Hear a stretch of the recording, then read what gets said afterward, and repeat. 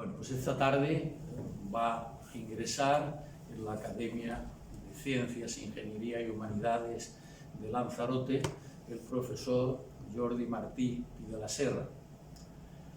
Hoy hacer presentaciones pues es algo que parece fuera de lugar, porque en medio segundo entramos en internet y tenemos todas las historias verdaderas y algunas no tan verdaderas.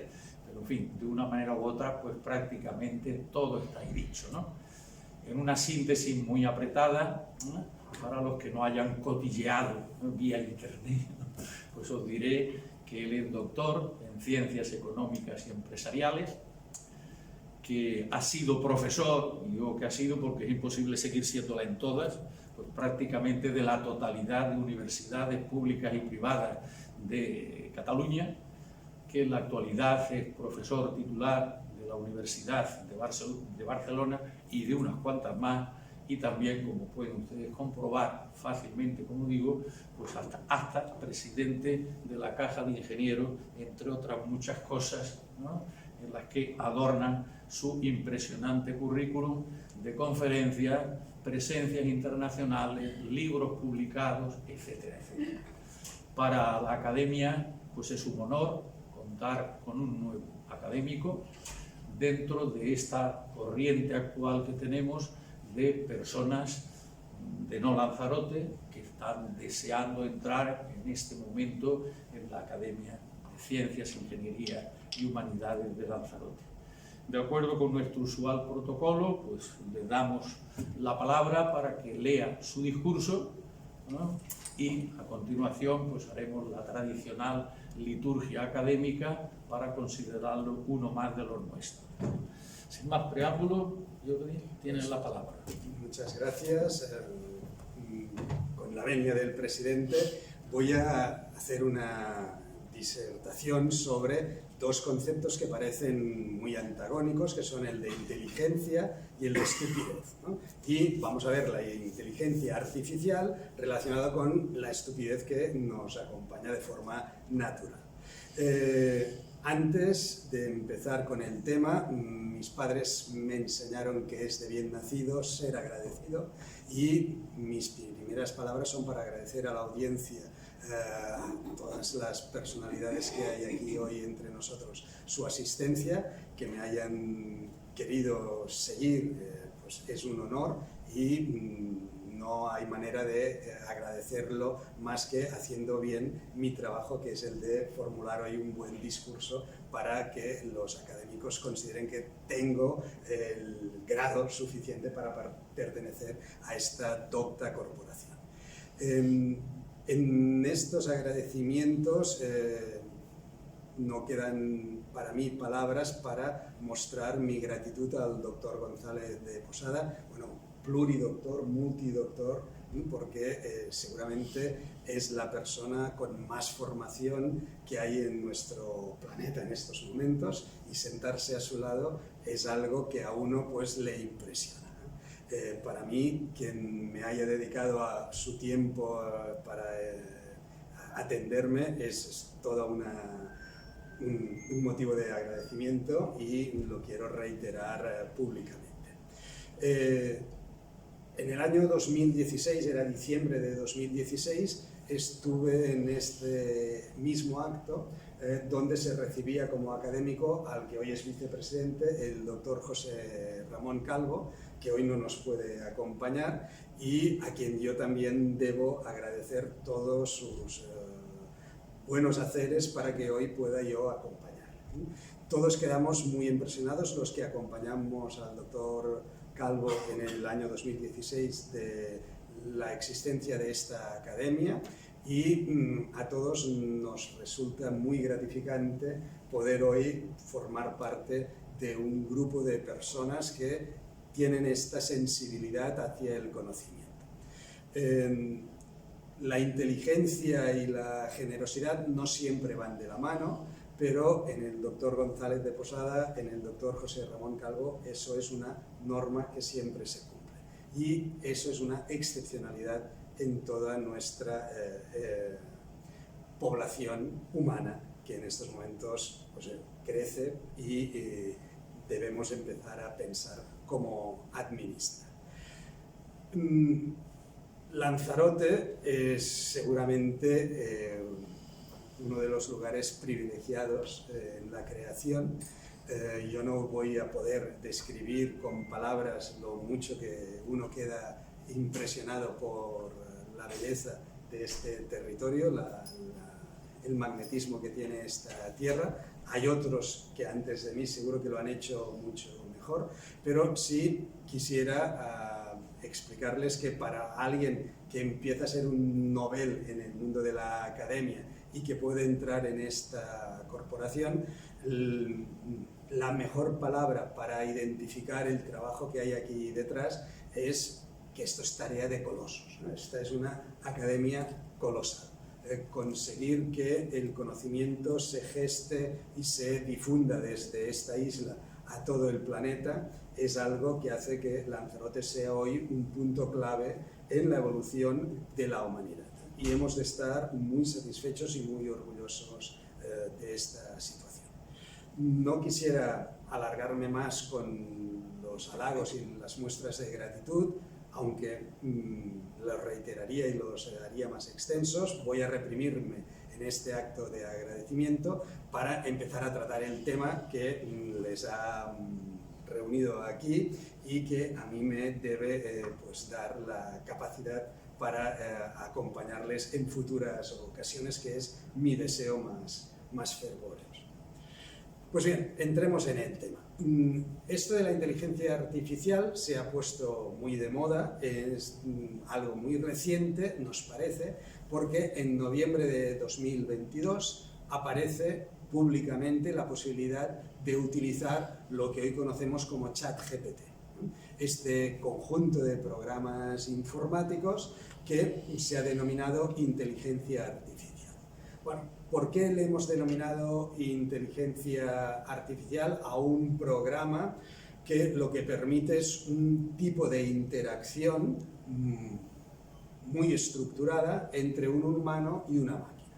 Pues bien, el nombre de inteligencia artificial viene porque los desarrolladores de ChatGPT son una empresa, teóricamente es una fundación, pero es una entidad con ánimo de lucro, que se llama OpenAI, Open Artificial Intelligence. Pues bien, como que la empresa que ha desarrollado el ChatGPT se autodenomina inteligencia artificial abierta, al producto que han generado se le considera inteligencia artificial. Pero esto vamos a ponerlo en cuestión en los próximos minutos.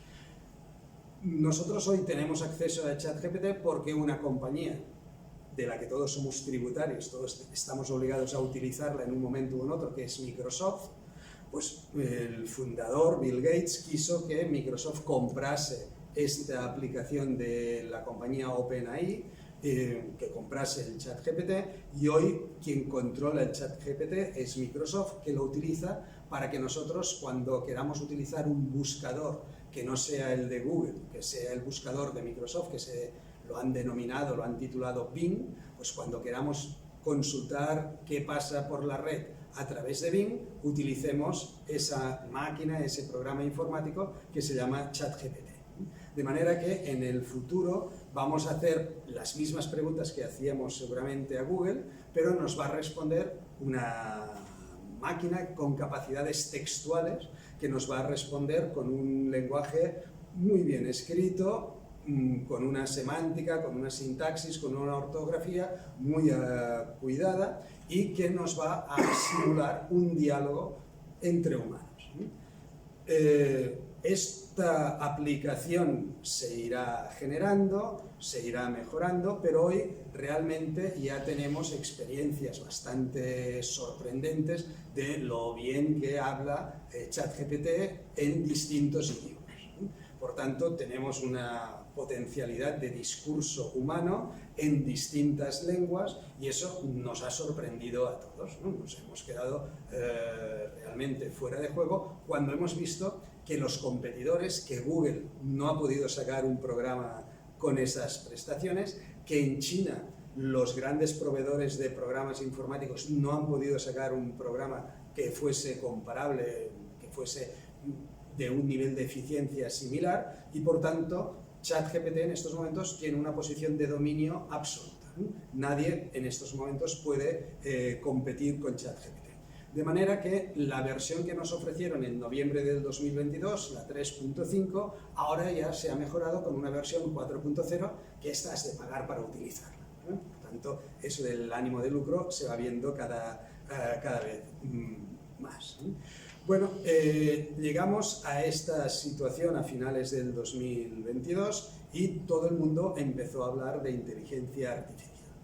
Unos meses antes de que apareciese ChatGPT, ya había circulado un programa que se llamaba DALE, DALE, que leído en inglés, si uno va rápido, es Dalí, y uno parece que esté hablando de Salvador Dalí, el famoso pintor. Pues bien, el programa informático DALI es capaz de hacer gráficos, y esos gráficos uno los puede ir configurando para que se parezcan a obras pictóricas, de manera que antes de que tuviésemos a ChatGPT entre nosotros, existía un programa que ya reproducía obra gráfica a un nivel de perfección bastante curioso. Las primeras representaciones de Dalí eran muy malas, pero las últimas consiguen que la audiencia las acepte como obras muy interesantes. Se han hecho pruebas, ¿no? Era el día 6 de julio, era ahora una semana, en un auditorio de 400 personas se presentaron dos imágenes, dos cuadros de un expresionismo abstracto, no eran figuras realistas, y la población que había en el auditorio votó cuál de las dos le gustaba más y la mayoría escogió el cuadro que había generado Dalí, el programa informático, no el maestro de la pintura de Figueras, que era Salvador Dalí. Por tanto, estos sistemas que denominamos de inteligencia artificial son capaces de ir sintetizando nuestros gustos, nuestras preferencias, y cada vez que van apareciendo nuevas oportunidades nos va satisfaciendo a la mayoría. No satisfacerá a todo el público, pero sí a la inmensa mayoría. Las poblaciones normalmente se distribuyen con una curva normal, es decir, la mayoría de la población estamos alrededor de la media, siempre quedan unos extremos. El ChatGPT, el Dalí, todo lo que hoy conocemos como inteligencia artificial va diseñada para satisfacer a esta parte que está alrededor de la media, no a los que están en los extremos, y de eso tendremos que ir hablando en las próximas horas. Hoy y mañana sí tenemos la oportunidad. Pues bien, a partir de la aparición de Dalí y del ChatGPT, todos los periodistas, todos los expertos han ido generando entrevistas, información sobre lo que pasaba en inteligencia artificial. En la Real Academia Europea de Doctores en Barcelona, donde tenemos el gusto de tener como académico al doctor González de Posada, realizamos un encuentro a finales del mes de mayo de este año, y participó en el encuentro uno de los directivos más expertos en ética sobre computación, ética y computación, que es el profesor Ulises Cortés. Es uno de los directivos del Barcelona Supercomputing Center. En Barcelona hay un consorcio entre universidades, el gobierno español, las distintas autoridades, para gestionar un supercomputador, ¿no? Un supercomputador ocupa más o menos el espacio de esta sala, con toda una serie de instalaciones alrededor muy complejas para mantener las condiciones, pero esa infraestructura está a disposición de todos los científicos españoles para que se vayan desarrollando más y más y más programas. Ahí llevan muchos años trabajando en inteligencia artificial, y ellos son los que realmente pueden explicar si ChatGPT es inteligencia artificial, si Dalí es inteligencia artificial o son programas sofisticados. Pues bien, Ulises Cortés, este gran experto en ética y inteligencia artificial, se muestra muy agresivo contra ChatGPT, y lo denomina un loro articulado. Es decir, ¿Qué hace ChatGPT? Realmente habla, pero no es capaz de generar nuevo conocimiento. De manera que nosotros podemos hablar con un loro y nos responde, si lo tenemos bien educado. Como que ChatGPT está bien educado, nos responde, pero normalmente nos responderá lo que queremos escuchar. De la misma manera que el programa DALL-E nos hace las obras que queremos ver, que la mayoría de la población queremos ver. ¿Por qué el profesor Ulises Cortés estaba tan enfadado con ChatGPT y lo repite continuamente? Es decir, nos dice, no jueguen con ChatGPT, no jueguen con DALL-E, no son juguetes. Todos podemos utilizarlo y hacer preguntas, pero lo que hay detrás es una industria que ha utilizado sin pedir permiso toda nuestra información en la red. Por tanto, ChatGPT, DALL-E, hay otros programas, otro que se llama Midjourney, que también es famoso. Midjourney es famoso por una cuestión, porque alguien le pidió la imagen de un narcotraficante, ¿no? Y suministró, no sé si son 30 representaciones de fotos carnet, ¿vale? Imaginarias, ¿no? De lo que podía ser un traficante de drogas. Claro, ninguna de esas 30 fotos carnet tenía la piel un poco más blanca que la mía, ¿vale? Por tanto, había un sesgo en la imagen muy importante, Pues bien, responden lo que queremos realmente ver una mayoría de la población, que es la que ha suministrado esa información para que los programas funcionen.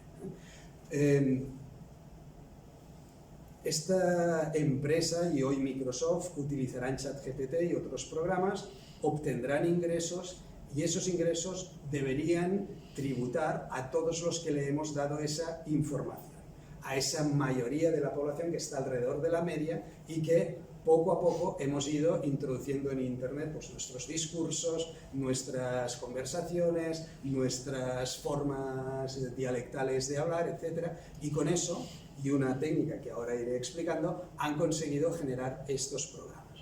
Pero la diferencia entre una inteligencia y un buen proceso textual es que el ChatGPT no genera hoy por hoy nuevo conocimiento.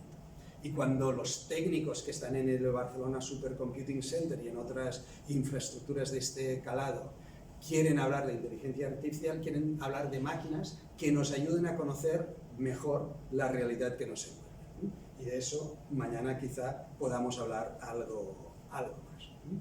Pero para que todo esto nos encaje correctamente deberíamos precisar algunos conceptos. Nosotros tenemos una lengua muy potente, que es el castellano, con eso podemos expresar muchas cosas mejor que otras lenguas, ¿no? ¿Por qué? Porque tenemos una tradición muy larga y tenemos un diccionario que ha ido trabajando muchísimo en la generación de esos términos y esos conceptos. Bien, hoy todo el mundo habla de algoritmos y dicen que Google es un algoritmo y que ChatGPT es un algoritmo y que cualquier empresa de venta online tiene un algoritmo. Bien, bien. Vamos a intentar precisar esto. Aquí hay personas que de algoritmos saben mucho, pero todos aprendimos a dividir, los de esta sala. Hoy habría algunos que esto de dividir lo tienen difícil, pero los que estamos en esta sala todos aprendimos a dividir.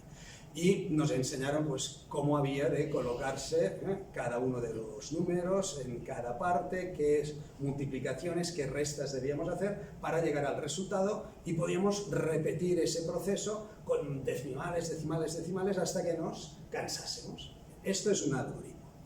A nuestros vecinos alemanes también les enseñaron a dividir, pero el algoritmo que utilizan los alemanes es distinto que el nuestro. Llegamos al mismo resultado con el mismo nivel de precisión, pero ellos hacen unas multiplicaciones y unas restas distintas a las que hacemos nosotros. Pero son distintos algoritmos. Cuando nos enseñaban a resolver raíces cuadradas, los profesores tenían distintos algoritmos y algunos te podían suspender porque no utilizabas el algoritmo que él te había enseñado. Estos son operaciones que se van repitiendo y dentro de los programas informáticos hay millones de algoritmos. Este es un concepto que no hay que confundir, programa informático y algoritmo. Los programas informáticos se generan utilizando lenguajes. Y ahí hay uno de los grandes avances que hemos vivido todos durante el siglo XX. Sobre los ordenadores, sobre lo que es la máquina, hablaré dentro de unos minutos. Sobre los lenguajes informáticos, los hemos vivido desde los años 50, 60, han ido apareciendo lenguajes informáticos y hoy prácticamente nadie reconoce con qué programa informático está programando, ¿no? Hoy tenemos librerías, deberíamos llamar bibliotecas de programas, donde se van consultando y mezclando rutinas, algoritmos que han hecho otros, y eso genera nuevos programas informáticos, ¿no? Tanto una cosa es un programa informático, otra es un algoritmo y otra es una aplicación, cuando ese programa informático ya debe conectarse con una serie de discos duros, hoy servidores en la nube, lo que queramos, ¿no? Cuando nosotros utilizamos una aplicación informática en nuestro teléfono móvil o el ordenador que yo estoy utilizando ahora, normalmente lo que tenemos es un programa generado con un lenguaje que utiliza muchísimos algoritmos y que además precisa de toda una serie de información que está en unos discos duros, en unos servidores, en una nube, ¿vale? Sobre eso es sobre lo que hoy tenemos a ChatGPT. Estamos en este nivel. ¿De dónde viene toda la programación informática que hay detrás de esta nueva inteligencia artificial, para utilizar el concepto que nos ha reunido aquí? Todo esto proviene de lo que se denomina matemática estocástica o procesos estocásticos, estadística estocástica, ¿vale? Los procesos estocásticos son muy antiguos, ¿no? Pero hay uno que puede considerarse el punto de inicio de todo lo que tenemos ahora, ¿no? Era un botánico británico que lo enviaron a Australia,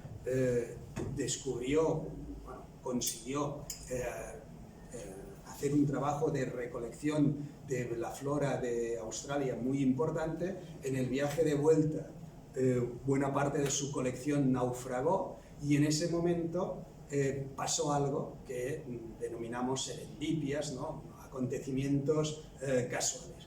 Se dio cuenta que unas esporas de una de las plantas que había coleccionado, colocadas en un entorno líquido, empezaban a tener unos movimientos rarísimos, ¿no? Se movían de un lado a otro de una forma que no era reproducible. Los matemáticos, curiosos normalmente, empezaron a ver si había algún patrón que pudiese explicar estos movimientos incomprensibles de las esporas del polen que puede depositarse en un entorno líquido. Estos movimientos se conocieron como movimientos brownianos y poco a poco los matemáticos se fueron dedicando a esto y los estadísticos a esto, y hoy tenemos desarrollos de programas informáticos que permiten descubrir más o menos por dónde se moverán esas esporas, esos granos de polen en ese entorno. Vamos trazando rutas, encontramos las más probables y por ahí sabemos que habrá la aparición de la espora en unos determinados momentos del tiempo.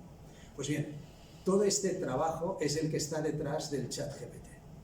Igual que esa espora que se mueve de forma aleatoria, de forma errática, cuando nos expresamos con nuestro lenguaje, una máquina considera que el movimiento que hacemos de los sustantivos, de los adjetivos, de las preposiciones, de las formas verbales, todo eso puede parecer errático, ¿no?, para alguien que quiera programarlo de una forma deductiva. Todos hemos sido educados para ser muy buenos deductivistas, ¿vale? El doctor González de Posada, que es un ingeniero de renombre, además de muchas otras cosas, ha estudiado perfectamente cómo deducir.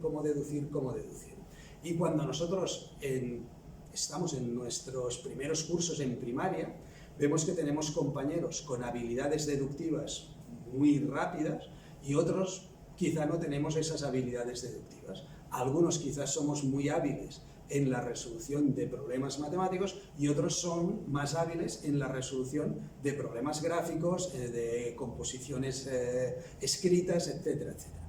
Ese trabajo de nuestros dos hemisferios puede parecer, incluso para un neurólogo, algo difícil de explicar deductivamente. De ahí el fracaso de los programadores tradicionales en informática cuando querían hacer traductores de una lengua. Buscaban en el diccionario, tenían una base de datos que era el diccionario, tenían la base de datos de la lengua que querían traducir, otro diccionario, pero los cruces entre los dos diccionarios no funcionaban. Ahí aparece la matemática estocástica, la estadística estocástica, y esto se programa de una forma similar a la que han ido estudiando estos matemáticos. De manera que ChatGPT hoy lo que tiene es lo que se llama unos módulos de lenguas muy grandes, ¿no? Estos módulos están concebidos de una forma estocástica y cuando ChatGPT ha de encontrar la concatenación de un sustantivo y un adjetivo, tiene ya unas maneras de relacionarlos que no son las formas deductivas tradicionales con las que hemos sido educados. Por tanto, hemos de continuar educando a nuestros niños que tenemos en primaria con la lógica deductiva, pero hemos de estar preparados para entender también otras lógicas que son las inductivas y que nos pueden ayudar a confeccionar estos programas que hoy están en nuestro entorno. Hay otro concepto que se mueve por ahí y que hemos de centrar, que es el de Machine Learning, ¿no? Las máquinas que aprenden. Bueno, realmente lo que hacemos es entrenar a un ordenador para que vaya repitiendo procesos y procesos y vaya encontrando dónde estará esa espora en ese momento indicado, dónde estará la palabra adecuada para colocar después de una determinada frase.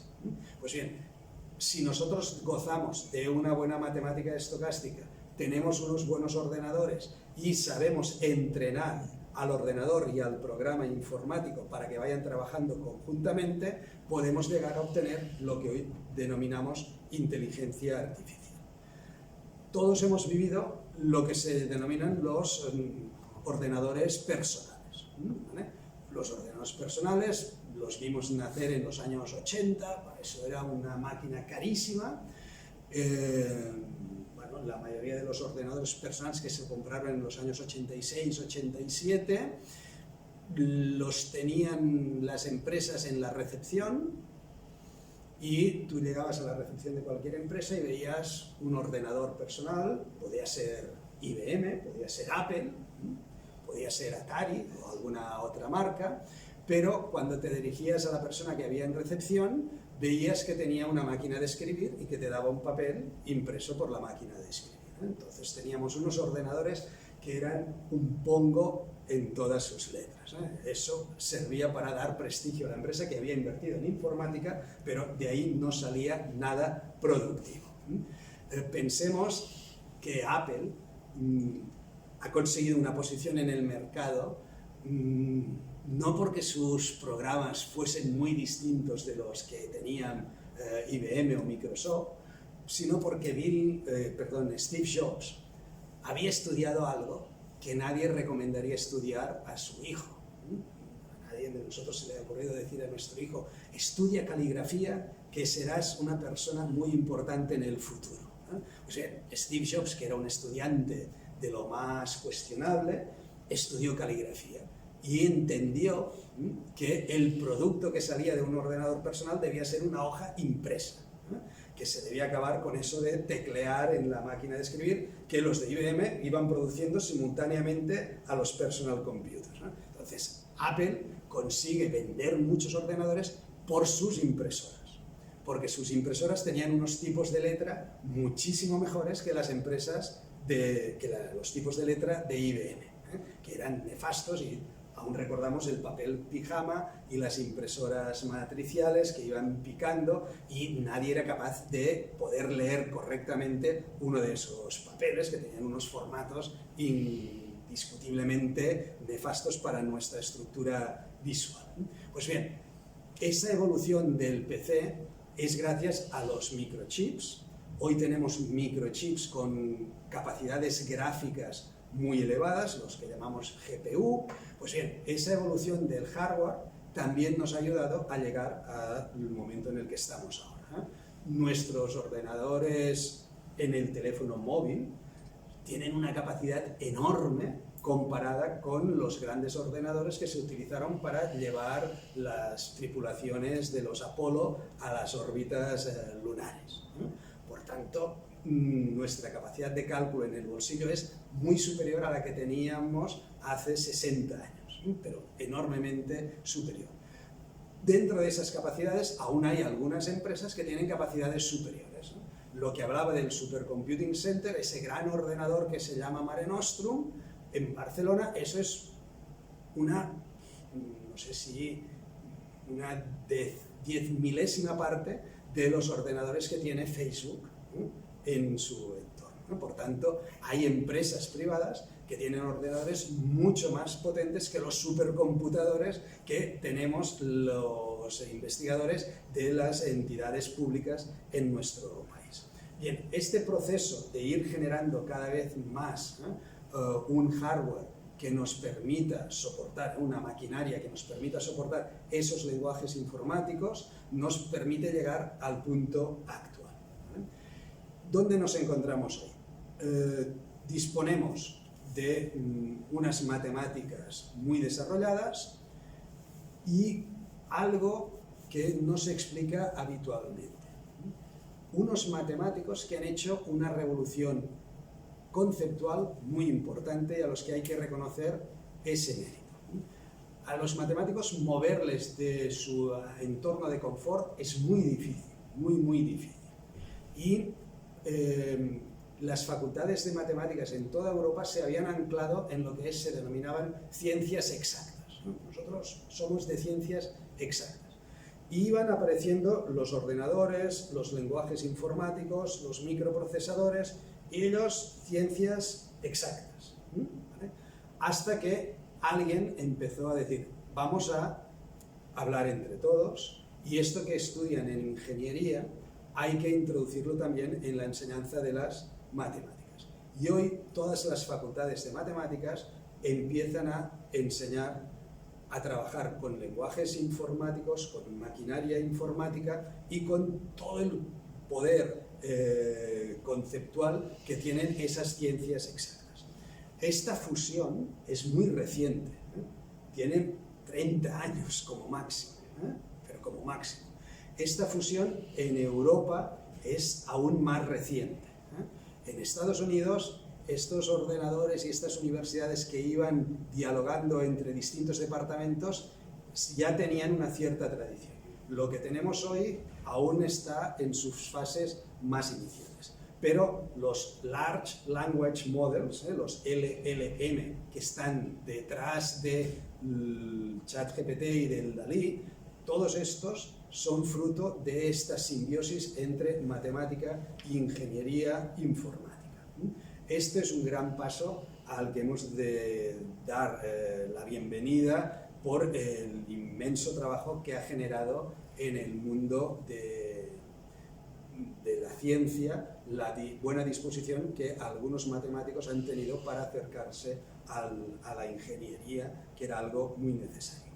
Y aquí quiero hacer un pequeño homenaje al doctor González de Posada, porque si alguien sabe de la historia de las máquinas informáticas es él, estudiando a Torres Quevedo. Torres Quevedo lo conocemos por muchos inventos y por muchas aportaciones a la ciencia. Tenemos una que es ese jugador de ajedrez que logró concebir en una época muy difícil. Bien, eso es una máquina que tenía detrás toda una serie de mecanismos y la electricidad ahí jugaba muy poco. Eran máquinas. Bien, en la historia de estas máquinas hay un punto especial que tiene muchísimo que ver con estas islas, que es la aparición del reloj, el reloj con la corona que le daba cuerda para funcionar. La aparición de los relojes precisa de una maquinaria ya muy precisa, aquí he sido redundante en lo de precisar, y ha sido el elemento indispensable para la correcta navegación, y el poder ir de un océano al otro sin los relojes nos hubiese costado muchísimo, y los relojes ayudaron a eliminar sufrimiento en las tripulaciones marinas que padecían lo indecible durante los siglos en los que se fue pasando de un lado al otro de las costas por estas islas afortunadas. Torres Quevedo hizo estos grandes avances, y eso no quedó en su única persona y en su entorno más cercano. Algunos ingenieros en España avanzaron sobre eso. Y en Barcelona hubo uno muy curioso que se llamaba Paulino Castells, que con máquinas, es decir, con mecanismos de precisión mecánicos, consiguió llegar a hacer polipastos, ¿no?, que permitían resolver algunas operaciones matemáticas. Y llegó a conseguir una máquina muy compleja, con muchos pesos, y se tenía que dar cuerda de muchas maneras distintas para resolver algunos sistemas de ecuaciones. Pues bien, ese paso más o menos se dio en los años 20, en el periodo de entre guerras. Eso ya estaba muy desarrollado, y empezó también en ese periodo de los años 1920 a aparecer como algo de uso común la electricidad. Pues bien, cuando todos estos grandes mecánicos, ¿no?, ingenieros que resolvían problemas con máquinas muy parecidas a los relojes, vieron que podían utilizar la electricidad, empezaron a desarrollar máquinas muy distintas a las que se había concebido hasta ese momento. Y ahí empieza lo que serían los ordenadores actuales, ¿no? Por tanto, hemos necesitado que mecánicos de precisión suiza, que eran los relojeros, con técnicos ingenieros que entendían lo que era la electricidad, se pusiesen de acuerdo para que hoy dispongamos hoy de ordenadores. Bien, he explicado esto solo por una anécdota. Paulino Castells llegó al momento de la guerra civil y había desarrollado ya una máquina de calcular con electricidad, ¿no?, que ya se alimentaba con energía eléctrica y no con la cuerda que se daba a los relojes. Pero hubo un bombardeo sobre su laboratorio en la Universidad Politécnica de Barcelona, se denominaba en esos momentos, y el laboratorio quedó completamente destruido. Y a partir de ahí ya nadie más continuó. Bueno, hubo algunos intentos, pero eso se frenó, ¿no? Es para que, si alguien tiene interés en hacer una novela, tenga aquí un filón para desarrollarlo, ¿eh? ¿Cómo es que se bombardeó una instalación universitaria en plena guerra civil? ¿Vale? En plena guerra civil, el ejército de Franco disponía de 3 máquinas Enigma. Las máquinas Enigma eran las máquinas de criptografía del ejército del Tercer Reich, ¿no? Por tanto, en el frente de guerra español circulaban 3 máquinas de criptografía alemanas. Cuando todos pensamos quién es el gran creador de los ordenadores, todo el mundo dirá Turing, ¿no?, un señor británico al que contrataron para descifrar estas máquinas Enigma. Pues bien, en algún laboratorio de España, esas máquinas Enigma hubiesen tenido su descifrado mucho antes de que Turing lo hubiese logrado en Gran Bretaña. Pero bombardeos de precisión eran los que definían a las naves que volaban desde Mallorca hasta Barcelona para hacer una serie de bombardeos muy selectivos, o sea, unos pilotos de una capacidad extraordinaria con unas precisiones de cálculo fuera de lo común.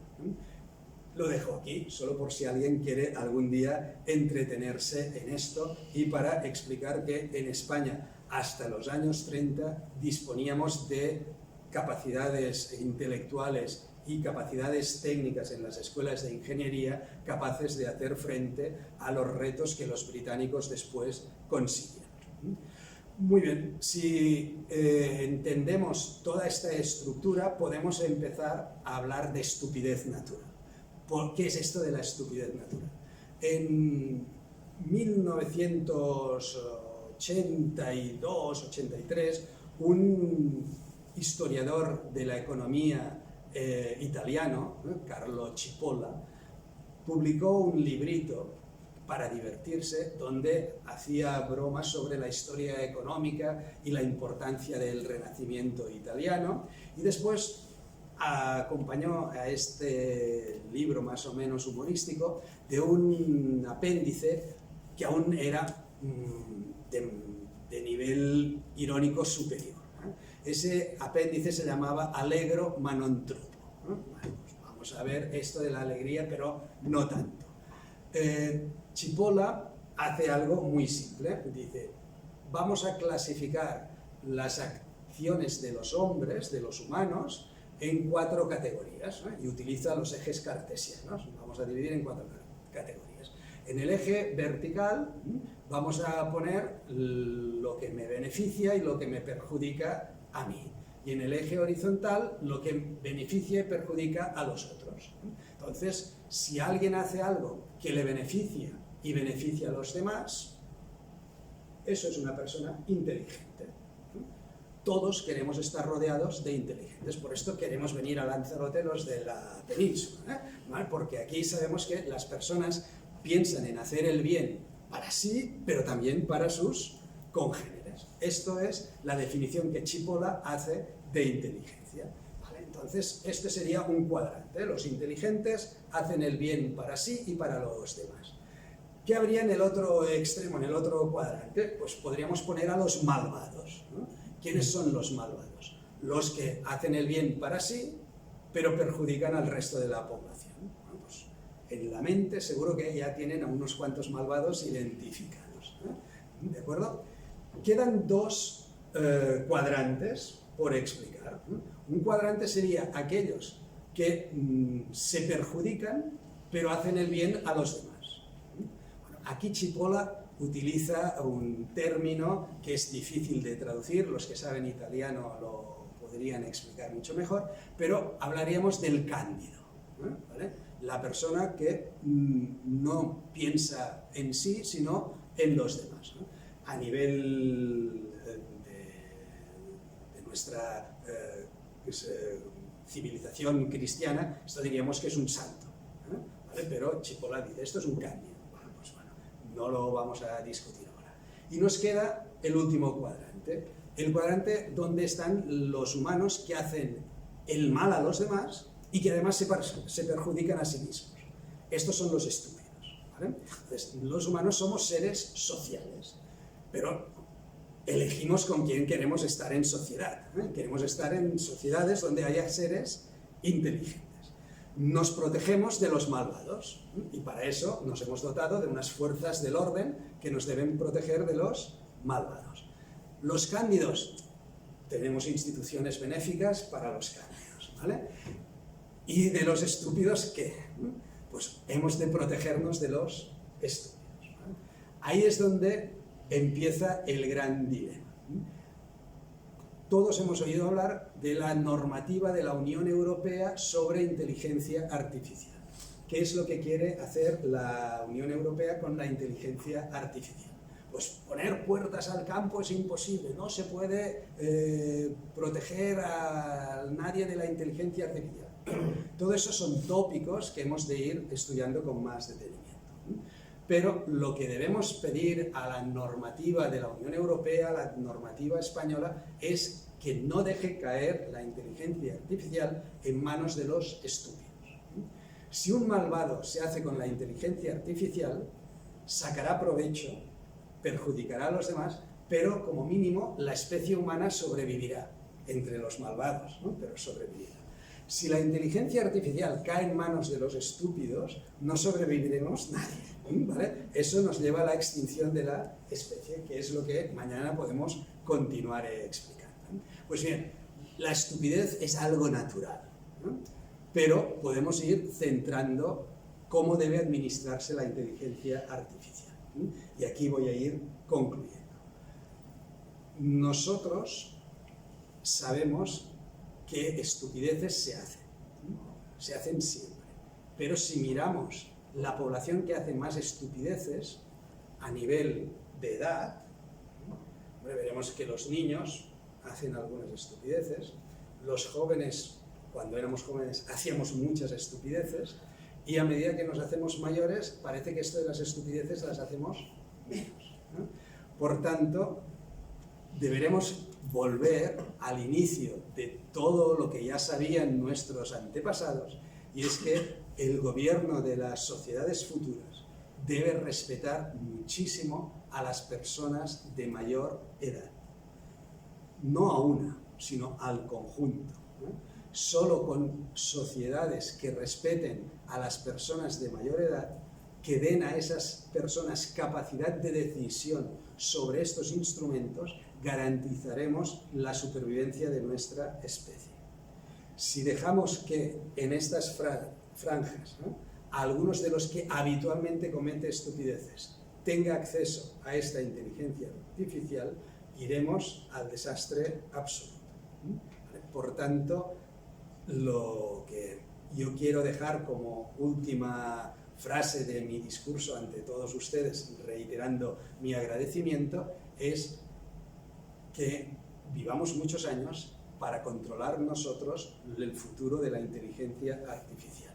No puede ser que la inteligencia artificial nos controle a nosotros. Somos nosotros los que debemos controlar. Nada más, muchísimas gracias, señor presidente, por haberme dado esta oportunidad de convivir con gente tan inteligente.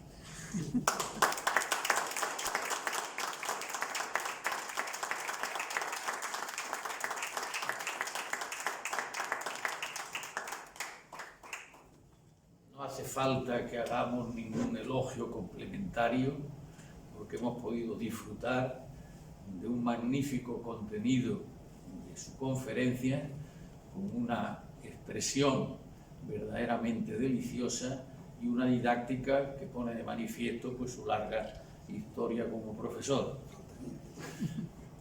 En consecuencia, le damos la bienvenida, le agradecemos ese extenso conjunto de piropos que ha lanzado a nuestra isla y a la academia en concreto, porque apareció por aquí hace 7 años para acompañar al hoy nuestro vicepresidente, el profesor José Ramón Calvo, ¿no?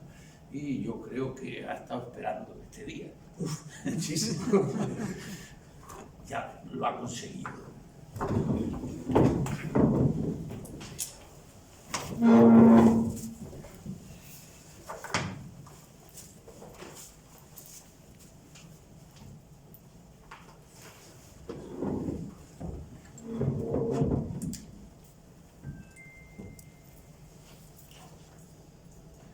Doctor Jordi Martí, ingredere afferendo.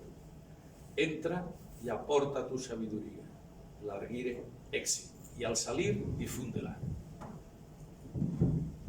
Y recibe el tradicional abrazo.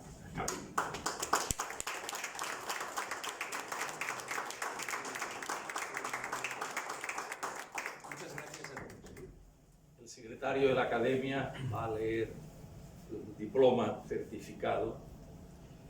La Academia de Ciencias, Ingeniería y Humanidades de Lanzarote, en reconocimiento de los relevantes méritos universitarios, docentes y académicos que concurren en el doctor don Jordi Martí Pi de la Serra, lo integra entre sus miembros con la condición de académico correspondiente en Cataluña. Arrecife, 14 de julio de 2023. Muchas gracias.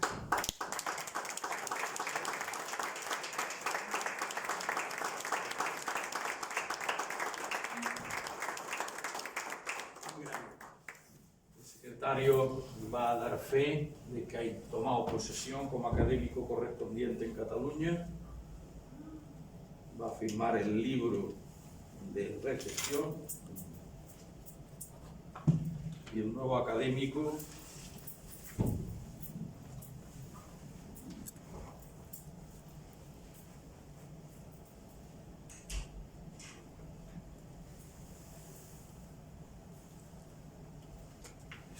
esa firma no te la conviene.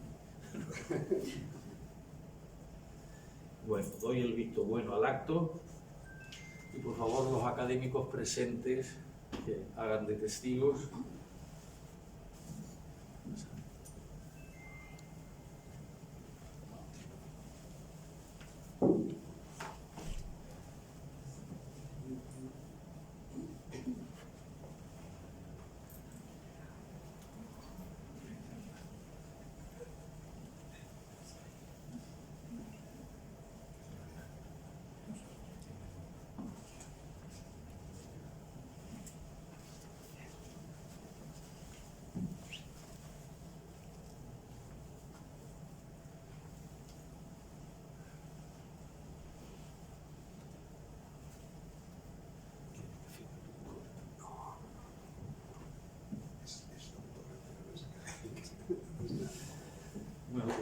recuerdo a José Ramón Calvo y a Cecilia Quindelán, para que estaba preparado este día, pues cerramos este acto recordando que mañana tendremos la oportunidad de oír otro magnífico discurso sobre inteligencia artificial, a lo que se ha prestado para aprovechar mejor, que nosotros lo aprovechemos mejor estos días que se encuentra aquí en Lanzarote con nosotros, ¿no?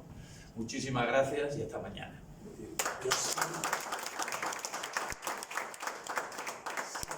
Hubiesen disfrutado más con el discurso de Cecilia Quindelán, pero bueno, hemos hecho lo que hemos podido, ¿eh? Muchísimas gracias.